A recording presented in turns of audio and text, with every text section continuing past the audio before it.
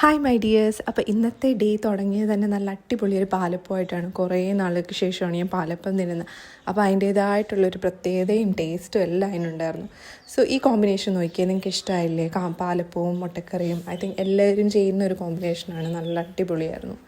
അങ്ങനെ ഞാൻ പതുക്കെ വെളിയിലൊക്കെ ഇറങ്ങി പൂവൊക്കെ പിച്ചി ഒരു ഫ്ലവർ വേസ് സെറ്റ് ചെയ്യാമെന്ന് വെച്ച് പൂവൊക്കെ പിച്ചി പിന്നെ തിരിച്ചു വന്നപ്പോഴത്തേക്കിനും അമ്മ സാമ്പാറിൻ്റെ പ്രിപ്പറേഷനായി. സാമ്പാർ നല്ല അടിപൊളിയായിട്ട് നല്ല മണം വരുന്നുണ്ടായിരുന്നു.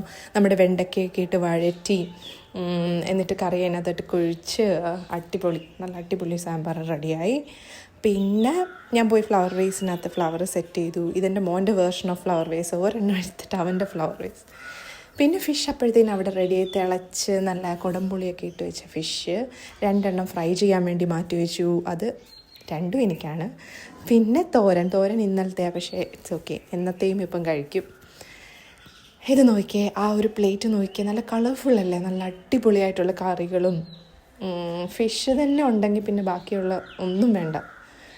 അടിപൊളി കളർഫുള്ളായിട്ടുള്ളൊരു പ്ലേറ്റ്. ലാസ്റ്റ് ഒരു പപ്പടവും വെച്ചപ്പോൾ അത് കംപ്ലീറ്റായി. പിന്നെ ഇങ്ങനെ ചുമ്മാതെ നടന്നു. വൈകിട്ടായപ്പോഴത്തേന് കുറച്ച് രാവിലത്തെ മാവിൻ്റെ ബാക്കി ഉണ്ടായിരുന്നു. അത് വെച്ചിട്ട് കിണ്ണത്തപ്പം ഉണ്ടാക്കി. കിണ്ണത്തപ്പം എന്നല്ല നിങ്ങളും പറയുന്നത്, കുറച്ച് ജാഗറി ഇട്ടിട്ട്. അപ്പോൾ ഇനിയും വീഡിയോസ് ഇഷ്ടമായെങ്കിൽ ഇനിയും സബ്സ്ക്രൈബ്